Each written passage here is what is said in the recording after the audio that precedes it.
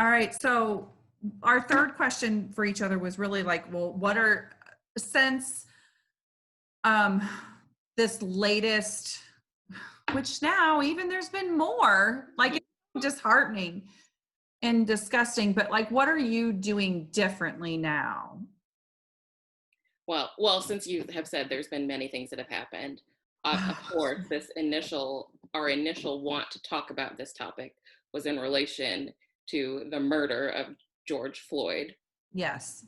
And since, as Cathy said, there has been so much that has happened, only, these things just need to stop. And what I'm doing differently is, like I said earlier, a little bit earlier, I posted a big, huge Facebook status, which is very off brand, as I do not often post Facebook statuses, about I just have always been so, I mean, Cathy knows, I have anxiety over everything, and I'm so afraid of how I'm perceived by people.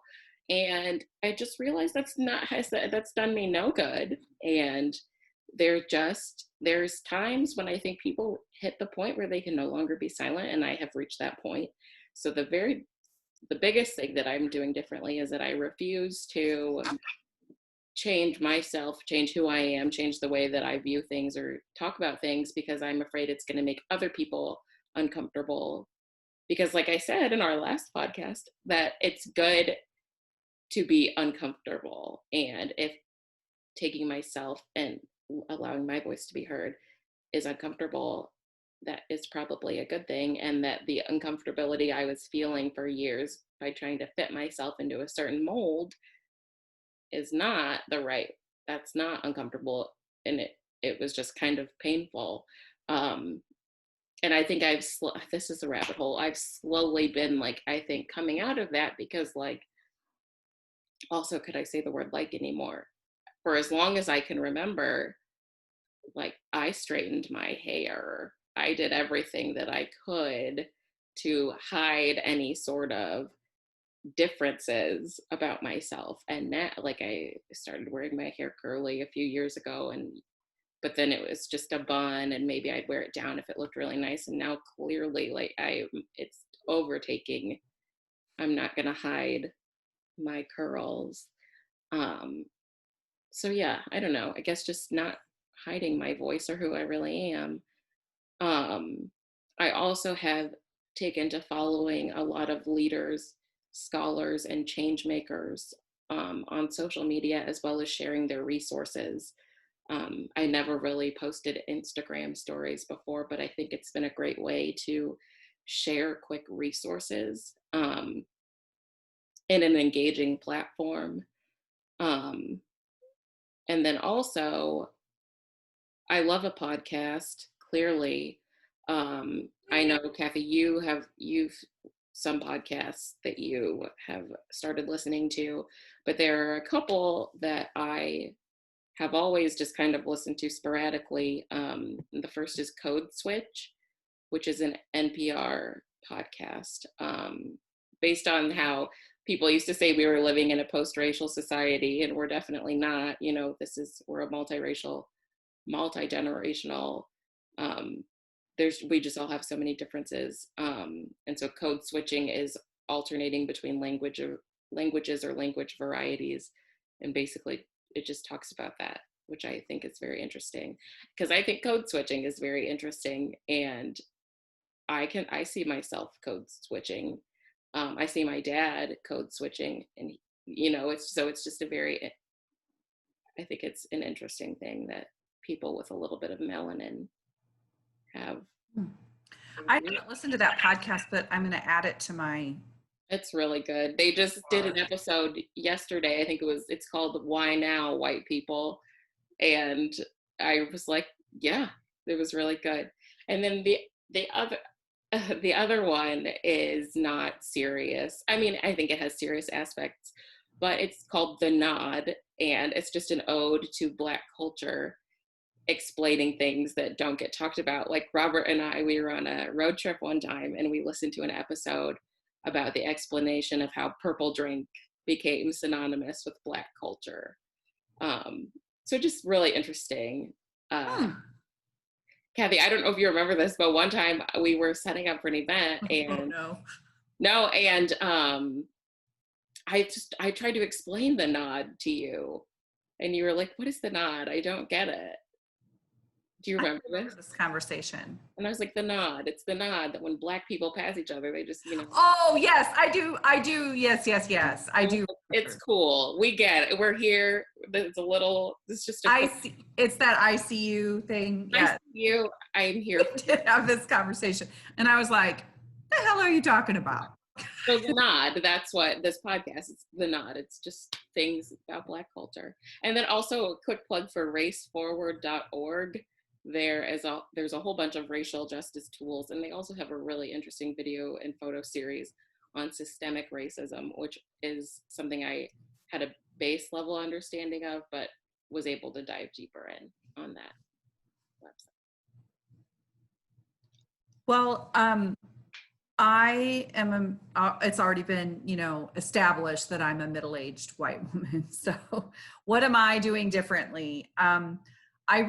I too, like Haley, have added more people of color to my social media, followings. So, I am following more people on Instagram, Twitter, Facebook, and just really trying to absorb their teachings and learnings and observations and anger and all of that. So one of the podcast that I'm listening to is called Be the Bridge. And it's by Latasha Morrison. And she actually just she had the podcast and it just got rolled into like a podcast network. And she's been on a couple of other podcasts that I listen to. So I started to listen to hers. And she talks about systemic issues. I have a friend, she lives down in St. Louis. Her name is Dr. Kira Hudson Banks. And she talks about racial inequities all the time and has a consulting firm that goes into organizations and tries to, to help them. So shout out to Kira. I've been following and looking and listening to her posts a lot. She does really good quickie Instagram, videos, Facebook videos and whatnot. Reading about things like, I wrote this one down, the white woman's toxic tears, about how white women can turn on the tears and that becomes a weapon that they can use against, people of color. And I sat through and listened twice to a podcast, or it was a video blog by Jen Hatmaker and Lisa Sharon Harper, and they had a really engaging conversation about I can't think of the woman's names. Cooper. What's her first name? Oh, Amy Cooper. They were both named Cooper, no relation. When she called the police and NYPD, yeah. Because this, white woman was saying, I'm going to call 911 and tell them that I'm being threatened by a black man. And all he had done was ask her to leash her dog, so that was really, it was really good. And I recommend that. I also am a reader and an audiobook listener. So I have purchased at least 3 new books, and I'm about 40% in. You want to talk about race. And that book really talks a lot about systemic racism. And in particular, so far, she's spent a lot of time talking about in the police force and how our protective forces emerged and how they've been set up to have this systemic bias.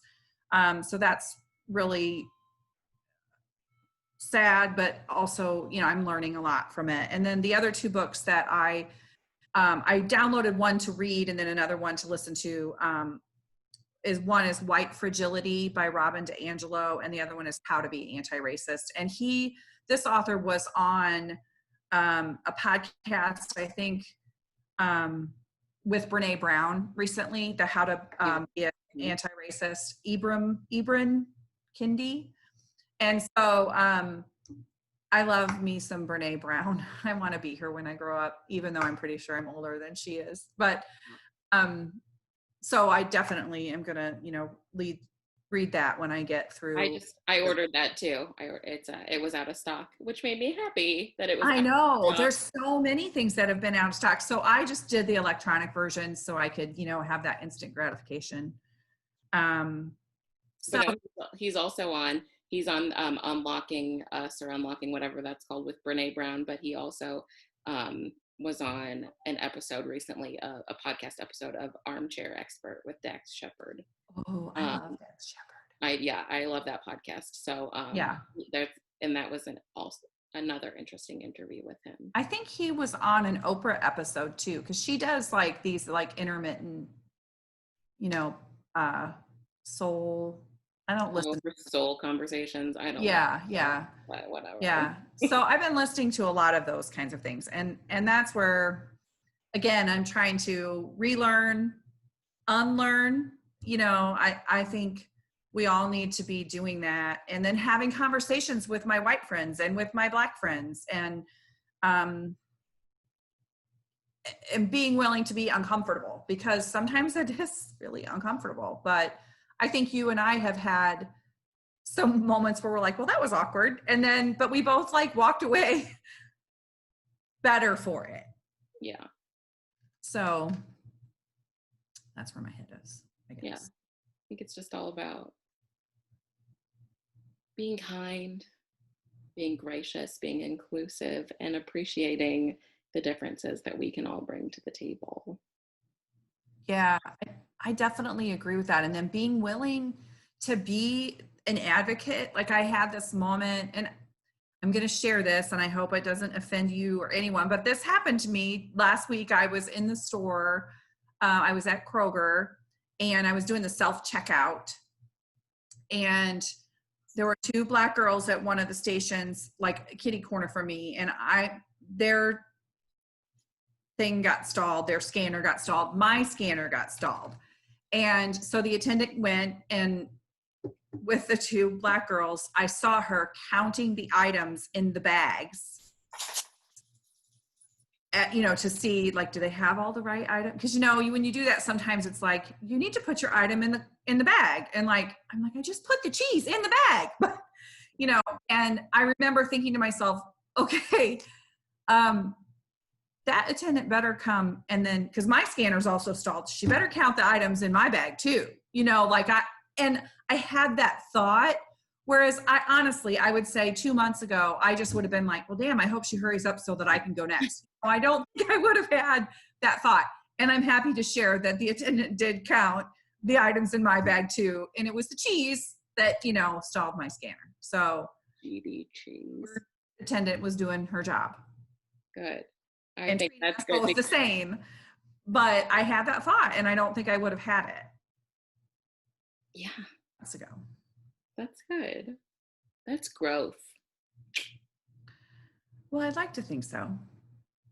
And I think another thing that people, myself included, need to learn, maybe you can learn from this, is that just because it's okay to recognize that you were wrong about something, and it's okay to change your position. Yeah, I agree. and yeah, maybe good things will come from this. I think we have to just keep being vocal, like you said, and using our voices and having conversations and encouraging other people to do the same. I think so too.